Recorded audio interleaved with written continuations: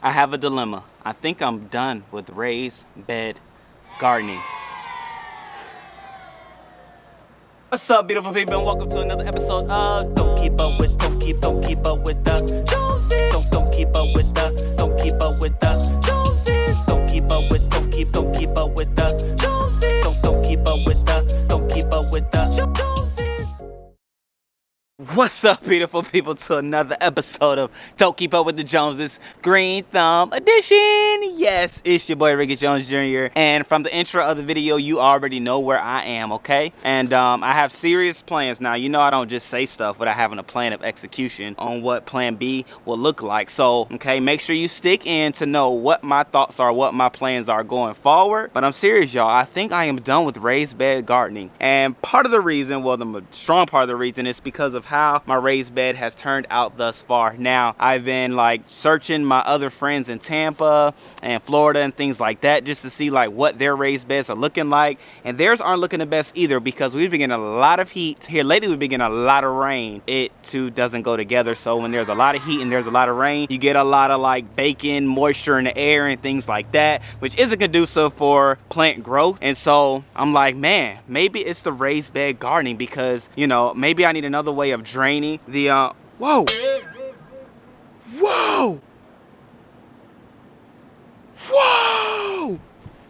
ladies and gentlemen, I have been growing a pineapple, and look at this.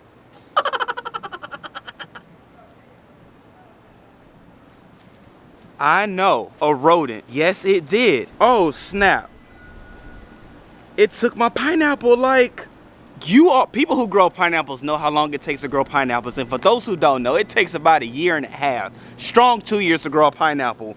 And as I'm walking through my backyard, God is my witness, I did not know this was so. I am so mad. It's another reason why raised bed gardening may not be for me. Like, you all, I am fighting back the tear right now. I promise you. Like, I really don't even show you all my little fruit area, which I'm a lot of hurt right now. Okay, so let me gather myself. All right, okay. Let me just show you where it came from. Just like, this is fresh. Like, this is where the pineapple is growing.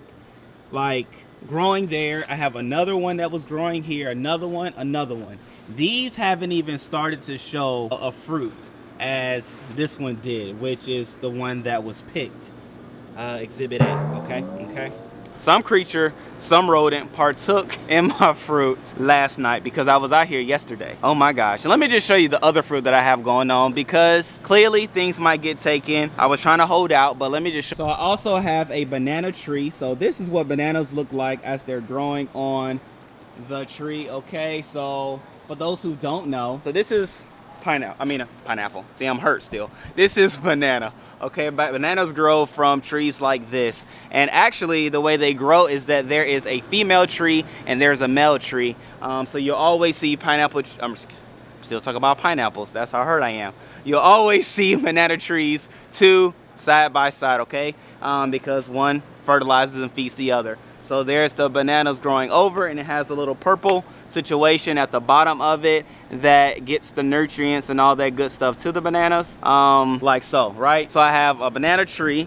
I have papayas that I'm also growing out here as well. We did a video. I'm not really too fond of papayas, but I know people that are. So a lot of things that I grow, I do give away because I like growing stuff and I like giving. So you put two together, you grow and you give. I also have an avocado tree that is growing, very small. Avocado trees take about 5 to 8 years to actually grow and to mature and to produce fruit. So I have another banana tree that's coming up, a male, looks like. I guess the female is next to it, so we'll be good to go next year for fruits. And then I have 5 pineapple trees, which, you know, are all over here. So this is the fruit section of my backyard, the palate section of my backyard, fruit section, and then I had the vegetable and herb section over here, and then I have the palette area over there. And so I'm really doing a lot of talking because I'm still a little hurt in finding the pineapple in the way in which I did. So what does that tell me? Next time I need to build a hoop house over it with chicken wire. Make sure something's very secure and all that good stuff, okay? I'm doing a lot of talking because I'm hurt, but nonetheless, I'm gonna get to this here video, okay? So this video is going to be about my plan of execution for growing my winter crops, which will be kale, collard greens, turnips. I'm gonna have cabbage, cauliflower, lettuce, all those things, all my green and leafy vegetables, which I will probably do a little vegan lifestyle, not a vegan lifestyle, a vegetarian lifestyle during the winter months when all my crops have grown and all that good stuff, because it'll be fresh and I'll be, you know, fit going into 2021, okay? Because 2020 has been interesting to say the least.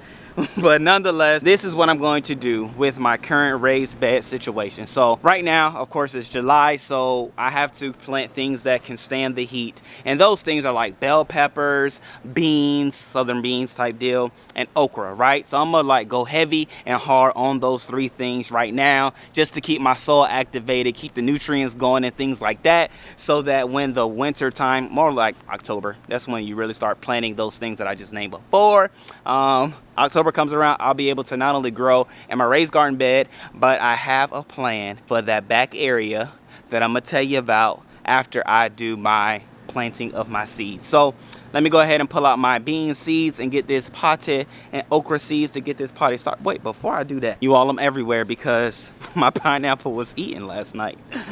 Whew, okay, so I have some okras already growing. Like, look at this. Look at this. I had some that grew here. I left them on there too long and they dried up. But I have some that are growing up nice and strong. I'll leave them on there. They're still growing. You can tell because it's light green at the bottom, at the tip. You want this whole thing to be a nice green color before you pick them. So yeah, so I'm gonna let that do what it do. And what's funny is there was an okra ready yesterday. So whoever was out there also came in here and messed up my okra. But it's okay. Here are my carrot, leafy greens and all that good stuff, which of course you can eat as well as the carrot itself, which is a root vegetable.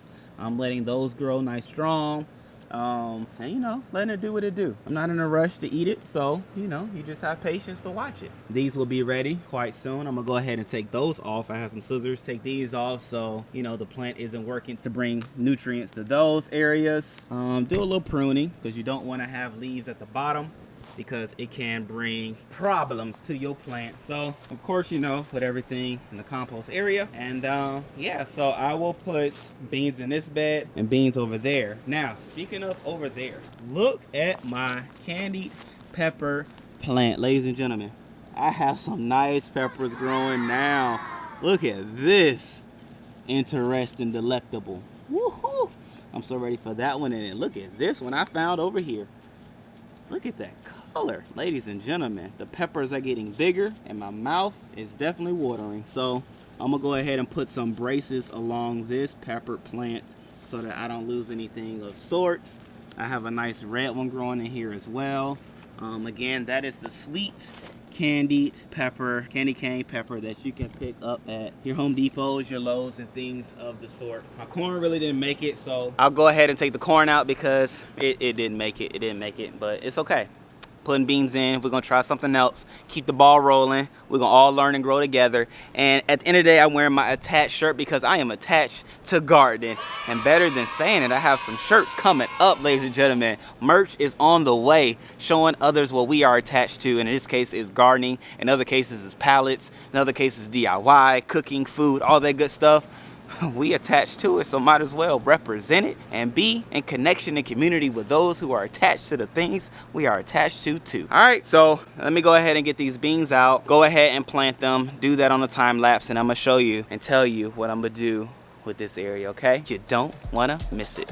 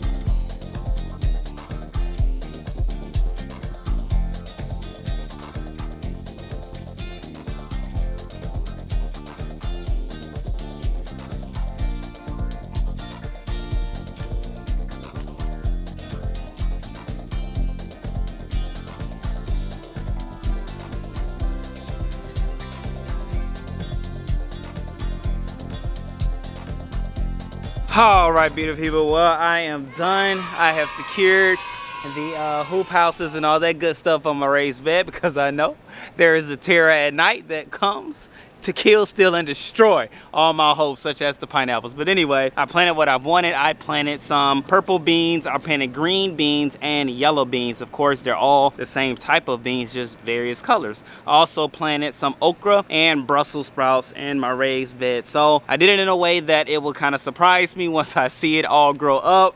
But nonetheless, I did it with the expectation that a harvest will be reaped. Also, what I did do, so I had the corn there, if you remember.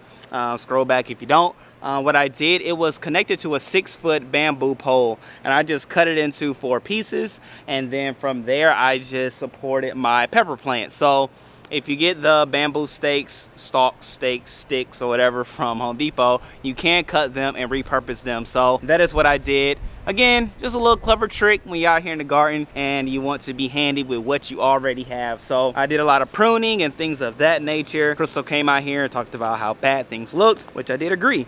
So it called for a lot of pruning, in which you'll see it all in the compost. So that is a lot of my marigold trees that turn into, well, plants that turn into bushes that look ferocious. Okay, so that is where they had to go. Okay, wifey was right in this case. I thought it, she spoke it, and I made it happen. Again, if you know what this is, please let me know. Somebody recommended Google search, but I don't know how to Google search a plant. How do you Google search it? And it's very interesting because if you look into it, I can't pull it because there's like a vine within the plant connecting itself to each other. So, interesting. If you know what it is, please let me know in the comment section below. But anyway, the moment in which I am so excited to share with you all is this section here, okay? I am mentally ditching the idea of raised bed gardening. I planted some things just to give it another try to see maybe if it was me, let me try something else, or let me give it a go amongst my peers and friends. But if that doesn't work, ladies and gentlemen, I'm going to 5-gallon bucket gardening, and I'm gonna start with this section here. My thought is to, so you see right here, I have a 1-tier 5-gallon situation,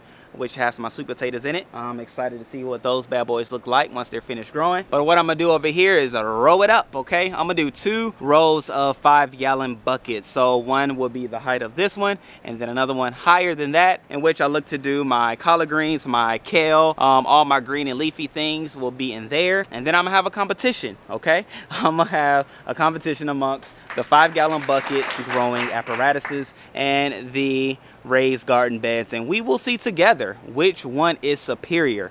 Okay, we will see, we will judge, and we will know. And I have some cool ideas on what I will do for the 5-gallon buckets, just to make it conducive for growing the way I want it to grow. So be in tune for that. I'll probably do that in September. I'm telling you now that I'm gonna probably do it in September. I'll probably build this situation a little bit before then, just to get things going. I'll probably go ahead and do the 5-gallon bucket things as well, just to get the dirt churning and growing and get to know each other and things like that. I just believe, like, you know, like a good gravy, things should just be together. And you know, so that's, I'm gonna put the dirt before I put the seed, okay? Probably like a whole month ahead. So you'll be able to see that, which you do want to see what I do with that. I'm so excited with the various ideas that I have to make the 5-gallon buckets superior, you know, as far as the growing population is concerned. But anyway, that is that, ladies and gentlemen.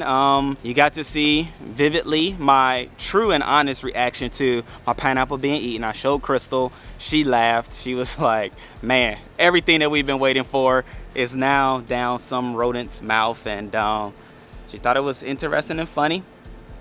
I was a little hurt, so of course my reaction was a little different.